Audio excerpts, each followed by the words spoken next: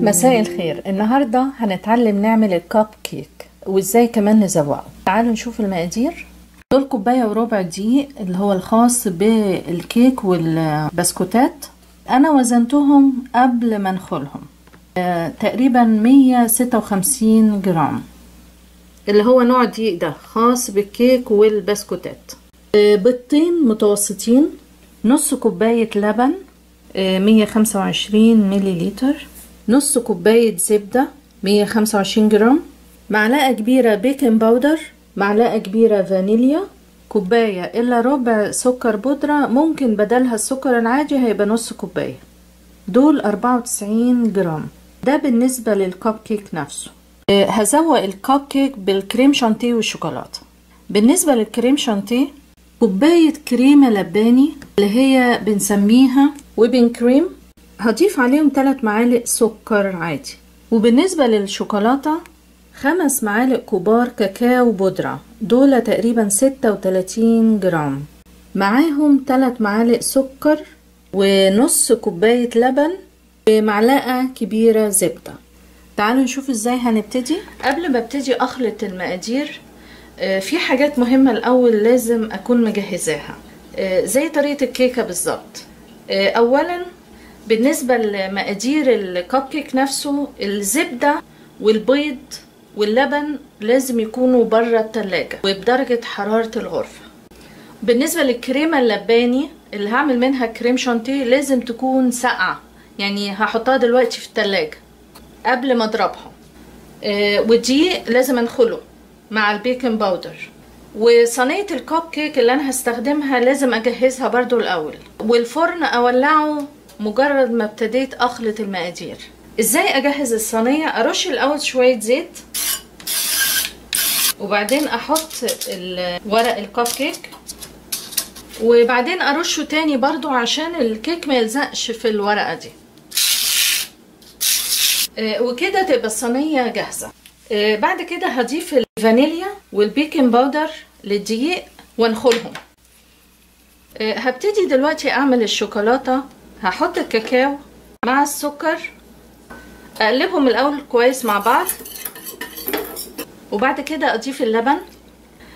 لازم اقلب السكر مع الكاكاو مع اللبن الاول وهو لسه بارد عشان ما يكلكعش مني لو ولعت النار عليه. بعد كده ابتدي اولع النار على متوسط، وهنا احط الزبدة وباستمرار اقلب. اول ما تبتدي تغلي حاجة بسيطة اطفي النار على طول واشيلها من على النار. انا هستخدمها دافية.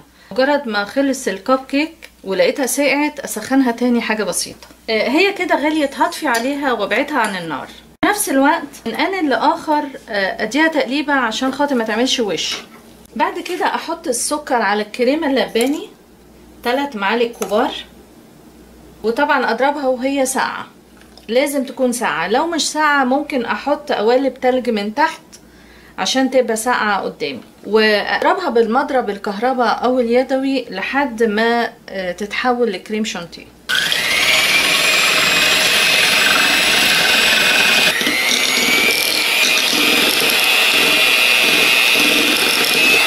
هي كده خلاص زي ما احنا شايفين تماسكت. لو تنتني اضرب تاني هتفصل ويبقى فيه ميه وزبده. فانا اوقف دلوقتي. وانا بضربها خدت تقريبا 4 دقايق. هغطيها واشيلها في التلاجة لحد ما ابتدي ازوق بيها. بعد كده هبتدي اضرب الزبده مع السكر. اضربهم لحد ما يدوبوا كويس قوي ويتحولوا لكريمي شويه.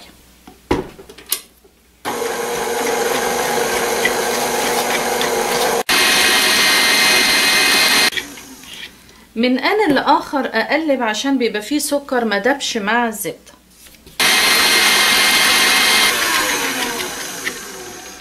هي كده زي ما احنا شايفين اللون اتغير وبقت كريمي شويه. بعد كده هحط البيض واضربه تاني كويس.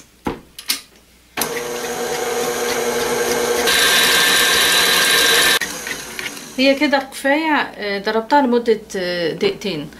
هبتدي احط دقيق بالتبادل مع اللبن. بالنسبه للعجينه الكب كيك بتبقى تخينه شويه، يعني مش سايلة زي الكيكة. في الوقت ده ابتدي اشتغل بسرعة على قد ما اقدر، لان هنا ابتدينا نضيف البيكنج باودر والمضرب يبقى على سرعة متوسطة.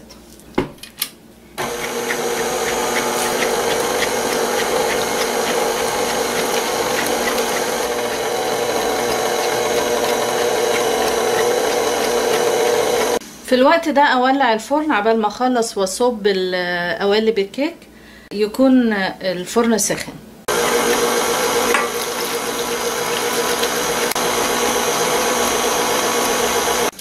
هو كده كفايه، ما اضربش اكتر من كده. ابتدي اصبها.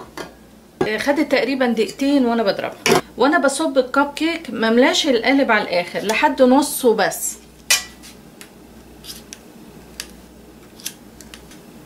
هو كده صبيتهم كلهم. الكوبايه وربع دقيق عملوا 12 واحده.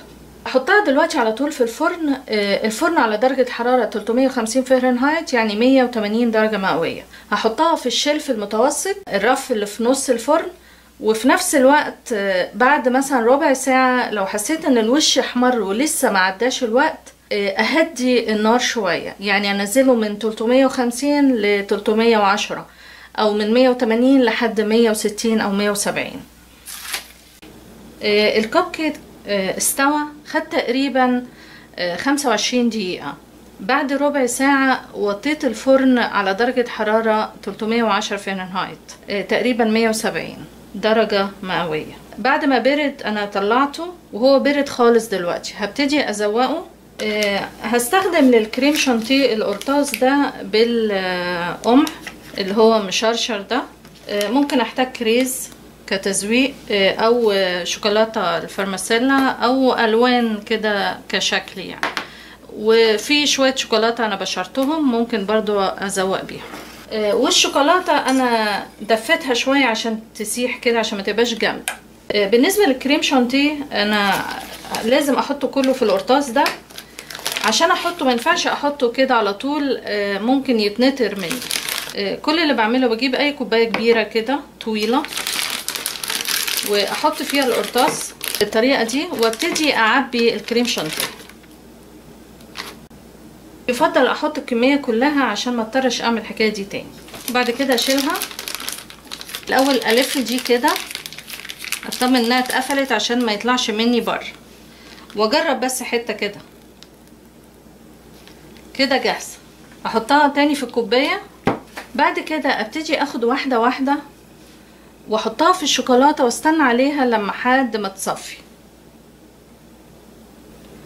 اسيبها كده تتصفى لحد ما تنزلش شوكولاته بالشكل ده واشيلها. اعمل كل الكميه بالشوكولاته دلوقتي، وبعدين ابتدي ازوق بالكريم شانتيه. كده انا حطيتهم كلهم وسبتها هديت شويه صغيرين. ابتدي احط الكريم شانتيه. طبعا الكريم شانتيه ممكن اي شكل، ممكن في النص كده ورده،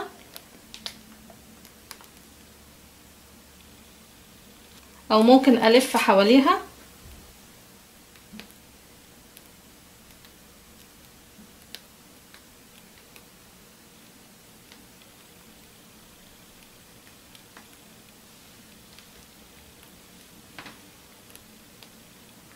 بعد كده ابتدي ازوقها باي حاجه، يعني ممكن احط كريز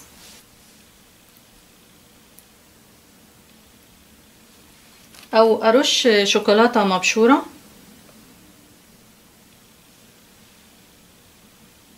ممكن اي لون من الالوان دي. بعد ما اخلصه على طول لازم اشيله في التلاجة عشان يتماسك.